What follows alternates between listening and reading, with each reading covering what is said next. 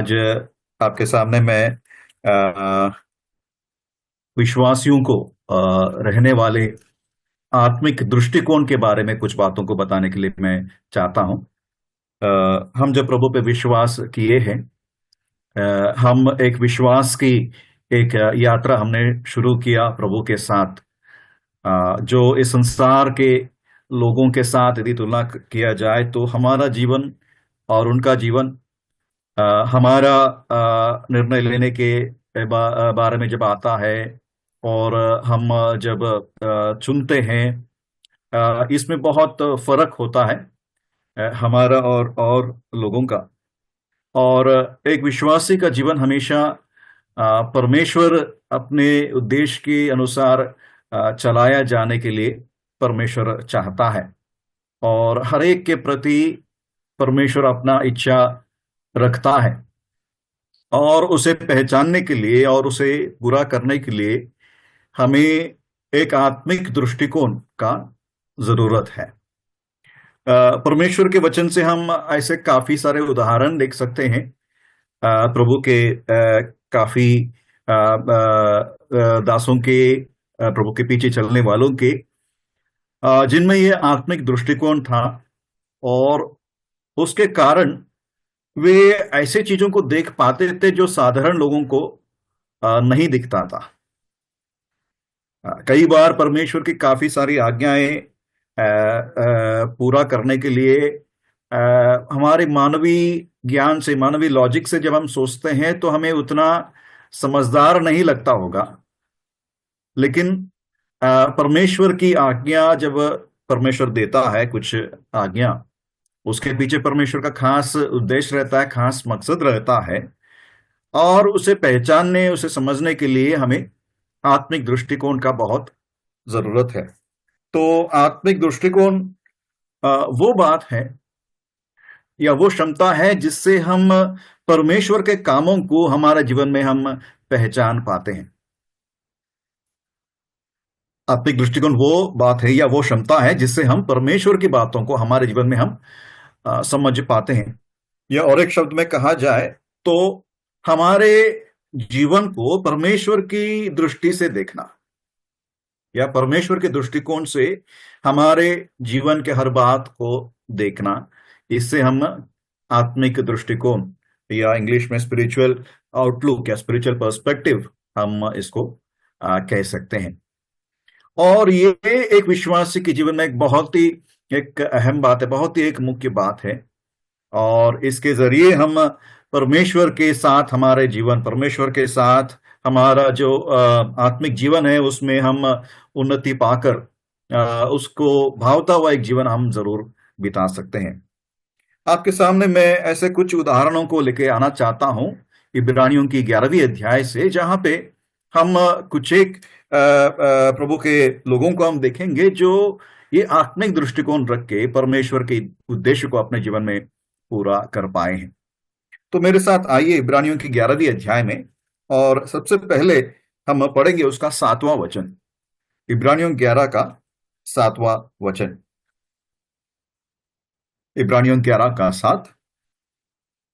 विश्वास ही से नूह ने उन बातों के विषय में जो उस समय दिखाई ना पड़ती थी, चेतावनी पाकर भक्ति के साथ अपने घराने के बचाव के लिए जहाज बनाया, और उसके द्वारा उसने संसार को दोषी ठहराया और उस धर्म का वारिस हुआ जो विश्वास से होता है।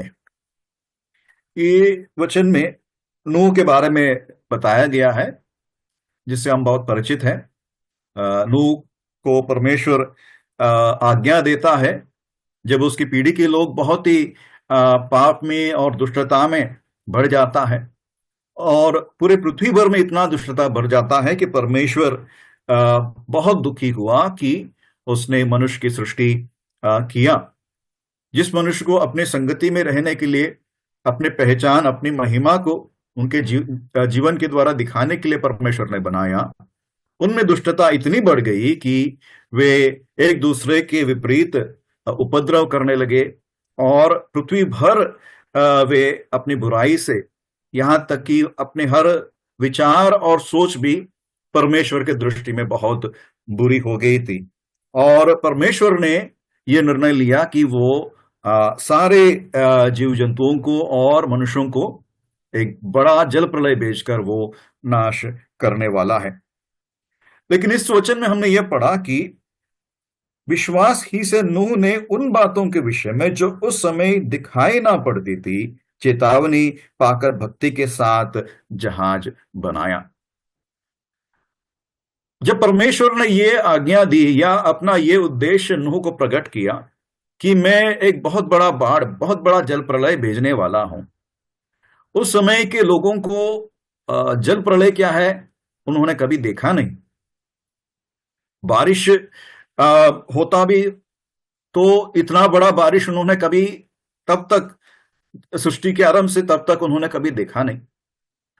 और परमेश्वर कह रहा है कि मैं इतना बारिश भेजूंगा और पानी इतना बढ़ जाएगा कि हाँ, सब के सब डूब के मरेंगे और सब चीजें, हाँ, सब चीजों के ऊपर, पहाड़ हो, पर्वत हो, सब चीजों के ऊपर पानी ऊपर उठेगा।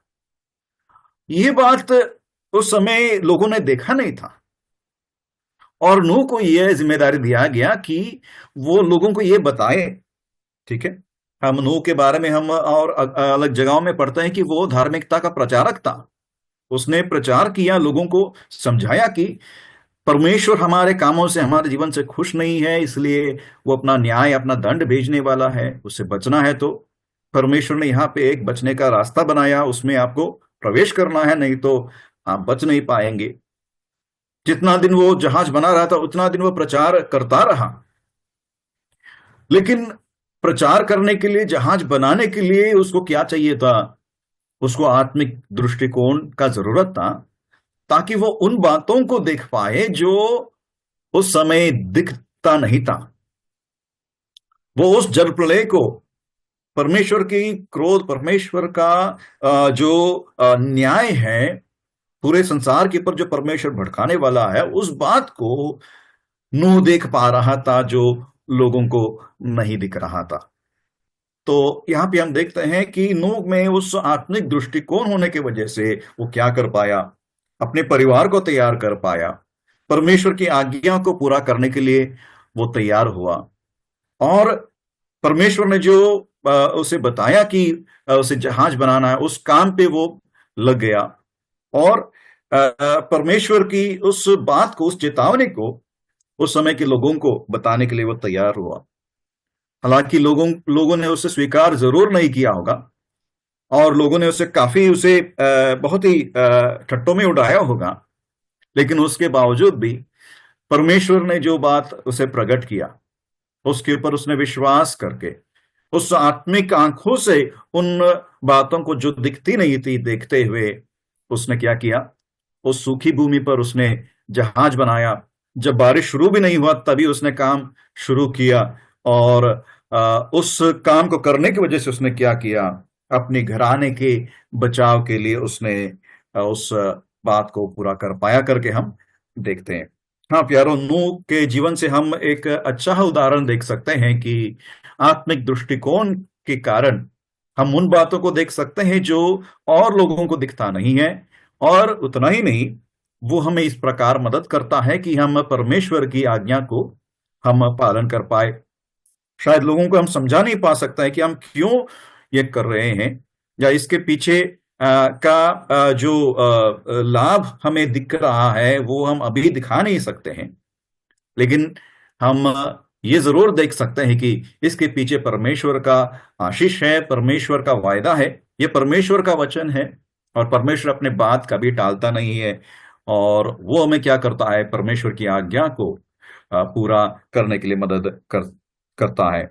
जिस प्रकार नूह ने परमेश्वर की आज्ञा को पूरा किया, उस प्रकार हमें भी परमेश्वर की आज्ञा पूरा करने के लिए आत्मिक दृष्टिकोण हमें मदद करता है।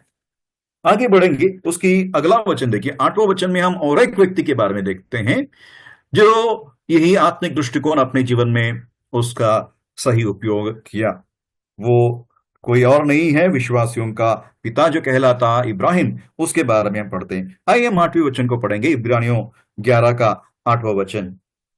विश्वास ही से इब्राहिम जब बुलाया गया तो आज्ञा मानकर ऐसी जगह निकल गया जिसे मीरास में लेने वाला था, और यह न जानता था कि मैं किधर जाता हूं, तो भी निकल गया।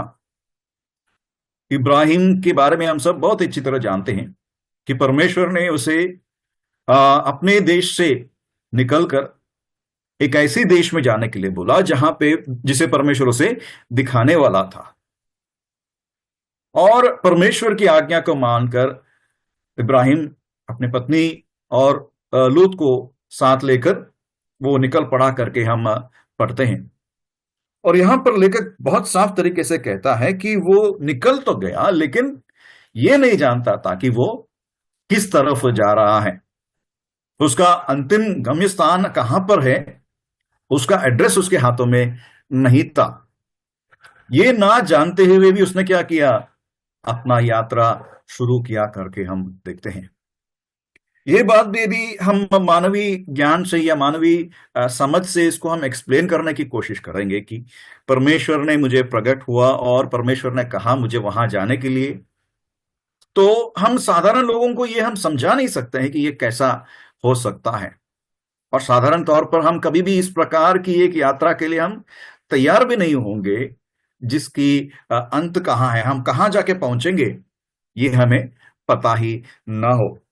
लेकिन इब्राहिम वो काम इसलिए कर पाया क्योंकि वो एक आत्मिक दृष्टिकोण से उस बात को देख पा रहा था जो परमेश्वर उसे प्रकट हुआ। जैसे प्रेरितों के काम 7वें अध्याय में हम पढ़ते हैं, इब्राहिम ने पहचान लिया कि जिन मूर्तियों की मैं पूजा कर रहा हूं, उन मूर्तियों से काफी अलग है ये परमेश्वर, ये महिमावान परमेश्वर है। इस महिमावान परमेश्वर ने जो बात कहा है वो बिल्कुल सच है, और ये मुझे कहां लेके जाने चाहते हैं वो जरूर एक बहुत ही उत्तम जगह है। उसने विश्वास की आंखों से उस आत्मिक दृष्टिकोण रखते हुए वो क्या कर पाया, परमेश्वर के उस बात को पूरा कर पाया। हालांकि उसको ये पूरा जानकारी नहीं था कि वो कहां जाके पहुंचेगा, वो देश किस प्रकार होगा, वो देश के लोग, देश के वासी उसको रहने के लिए देंगे कि नहीं। कोई भी बात उसके सामने क्लियर नहीं था, फिर भी उसने वो कदम उठाया और जहां जा रहा था वो ना जानता था, फिर भी वो निकल गया करके हम पढ़ते हैं। कई बार विश्वास के जीवन में हम उस पहले कदम लेने के लिए हम बहुत बार सोचते हैं और हम कई बार लेते नहीं हैं। और उसका कारण यह है कि हम चीजों को हम अपनी दृष्टिकोण से ही देखते हैं।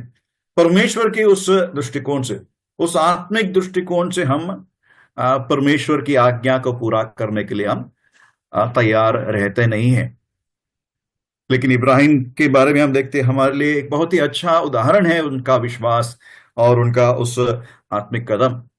उसने परमेश्वर पर विश्वास किया जिसने उसने ये आज्ञा दिया था, और परमेश्वर के उन बातों पर वो भरोसा किया, और वो उसे मदद किया कि आत्मिक दृष्टिकोण से वो देख पा रहा था कि परमेश्वर की आज्ञा को यदि मैं पूरा करूंगा तो मेरे जीवन में कुछ घाटा होने वाला नहीं है।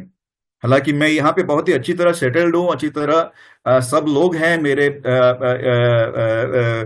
पितरों से बढ़ लेकर तब से यहीं पे हम लोग सेटल्ड है। लेकिन यदि परमेश्वर ने कहा है तो परमेश्वर का जरूर इसके पीछे खास उद्देश्य होगा, और उस बात को मैं पूरा करूंगा। हालांकि मैं जानता नहीं हूं मैं कहाँ जा रहा हूं, लेकिन इतना तो जानता हूं कि किसने मुझे जाने के लिए कहा।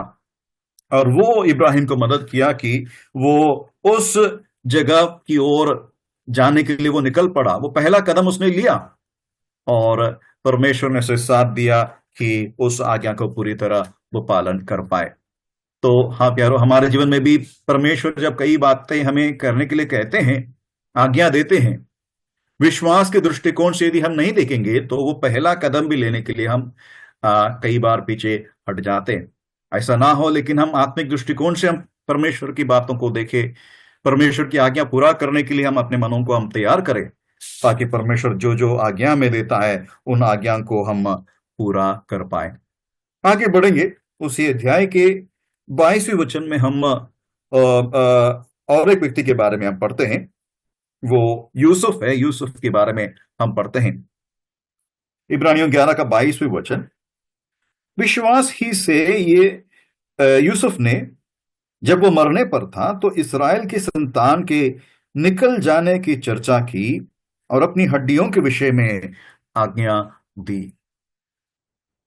ये उस समय की बात है जब याकूब की संतान या इस्राएल के बच्चे मिस्र देश में सेटल हो चुके थे।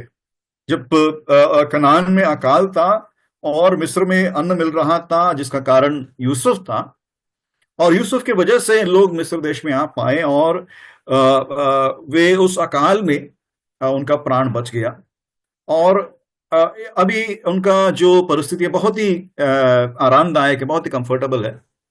और ऐसा उनको जरूरत भी नहीं लगेगा कि हमें यहां से बाहर निकलने का कोई कभी जरूरत पड़ेगा। लेकिन उनके बीच में हम यूसुफ को देखते हैं जो उस आत्मिक दृष्टिकोण को रख रहा था। और परमेश्वर ने अपने दादा अब्राहम को जो प्रतिज्ञा दिया कि मैं तुम्हें और तुम्हारा वंश को मैं ये देश देने वाला हूं, उस बात को वो देख पा रहा था। उसको ये पता नहीं था कि कब यहां से इस्राएली लोग निकल के वापस अपने देश में जाएंगे। लेकिन इतना तो जरूर वो जानता था कि परमेश्वर कैसे भी अपने लोगों को यहां से बाहर निकालेगा और उन्हें वापस अपने देश में लेके जाएगा।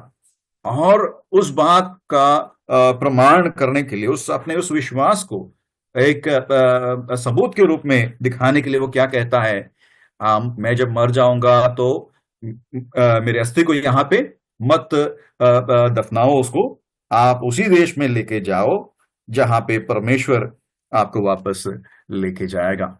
मतलब इस बात का वो ऐलान कर रहा था, इस बात का वो भविष्यवाणी कर रहा था कि इस्राएली लोग हमेशा के लिए मिस्र में नहीं रहने वाले हैं। परमेश्वर जरूर उनके पास आएगा और उन्हें वो कैसे भी हो अद्भुत तरीके से उनको बाहर निकालेगा। और यूसुफ ये इसलिए बोल पा रहा था क्योंकि वो आत्मिक दृष्टिकोण से बातों को वो देख रहा था। जब और लोग उस बात को नहीं देख पा रहे थे, उसको समझ नहीं पा रहे थे, यूसुफ को हम देखते हैं उसने उस आत्मिक दृष्टिकोण से बातों को देखा और इसलिए वो कड़ी आज्ञा उनको दिया कि मुझे यहाँ पे दफनाओ मत, मेरी अस्थियों को तुम वापस उस जगह पे लेके जाओगे जहाँ पे परमेश्वर ने हमें लेके आया, उस जगह पे हम जरूर जाएंगे, परमेश्वर हमको जरूर लेके जाएगा और परमेश्वर अपना बातों को पूरा करेगा करके यूसुफ उस बात को बोल पा रहा था। अपने बात की पीढ़ियों को उस बात के लिए तैयार कराने के लिए वो सामर्थ्य हुआ। और एक उदाहरण इसी अध्याय से हम देखेंगे 23वीं वचन में, माफ कीजिए, उसका 27वीं वचन देखिए। 23 से हम मूसा के बारे में पढ़ते हैं, तो 27 में मूसा के बारे में एक बहुत ही अच्छी बात लिखी गई है। इब्रानियों 11 का 27वीं वचन, विश्वास ही से राजा के क्रोध से न डरकर उसने मिस्र को छोड़ दिया, क्योंकि वो अंधेरे को मानो देखता हुआ दृढ़ रहा।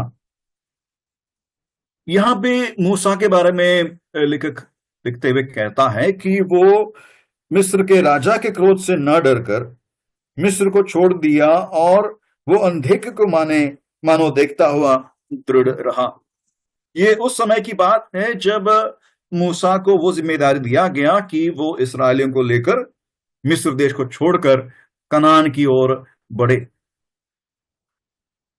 मूसा जानता था कि फिरौन कितना क्रूर एक राजा है, उसके पास कितना अधिकार है, कितना सेना है, और इतने साल वो इस्राएलियों को दबाव में, गुलामी में वो बहुत सताया, बहुत उनको वो टॉर्चर किया, और उसके हाथ से कोई भी बच नहीं निकल सकता है, इस बात को जानता था।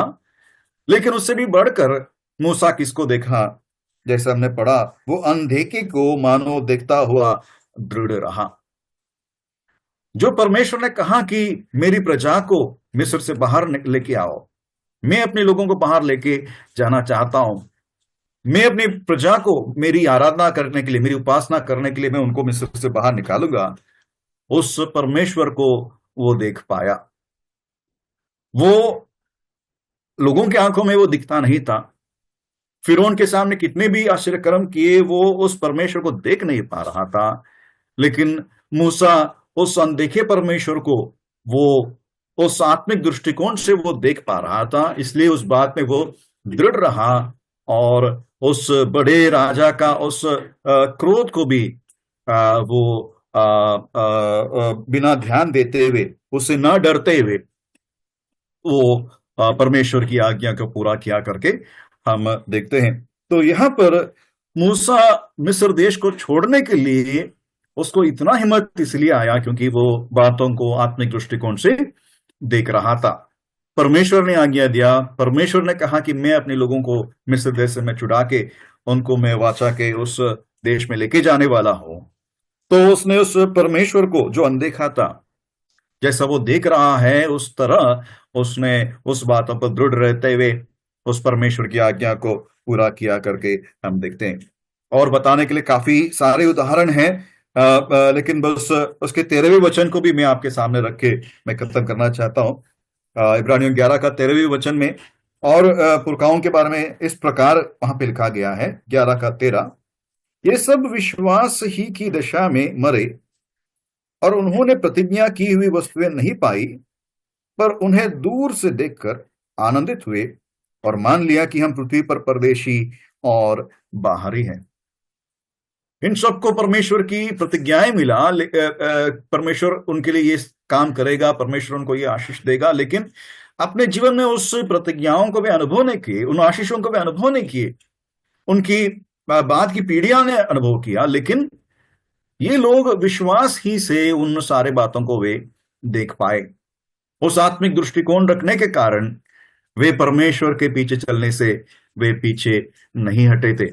और वो आशीष पाने से पहले वे मरे करके हम पढ़ते हैं, लेकिन निराशा में वे नहीं मरे कि अरे हमने तो इतना भरोसा रखा था, इतना दिन परमेश्वर के लिए विश्वस्तता से चला, हमने कभी भी उन आशीषों को नहीं पाया करके निराशा से वे नहीं मरे, लेकिन आशा के साथ वे मरे करके विश्वास में वे परमेश्वर से मुलाकात करने के लिए गए करके हम देखते हैं। तो प्यारो, इन सारे लोग हमारे लिए एक प्रोत्साहन के समान हमारे सामने हैं कि हम परमेश्वर के बातों को जब हम देखते हैं, परमेश्वर की आज्ञा को पालन करने के लिए जब हम अपने आप को देते हैं, हम इस आत्मिक दृष्टिकोण को हम महत्व दें, हम बातों को आत्मिक दृष्टिकोण से देखने की हम कोशिश करें। आत्मिक दृष्टिकोण रखने से हम उन बातों को देख सकते हैं जो आम लोग नहीं देख सकते हैं। परमेश्वर की बातों को पूरा करने के लिए, परमेश्वर की आज्ञा को पूरा करने के लिए, अपने आप को परमेश्वर के लिए तैयार करने के लिए, दूसरों को परमेश्वर के बारे में बताने के लिए वो हमें मदद करता है। मानवीय ज्ञान, मानवीय लॉजिक जहां पे काम नहीं करता है कि ये पूरा करने से किस प्रकार परमेश्वर की आशीष पाएंगे, आत्मिक दृष्टिकोण हमें मदद करता है कि हम परमेश्वर पर पूरा भरोसा करके उसकी योजना, उसकी उद्देश्य हमारे जीवन में पूरा होने के लिए हम अपने आप को समर्पित कर सकते हैं। ऐसा करने के लिए परमेश्वर मुझे और हम सबको सहायता और मदद करे।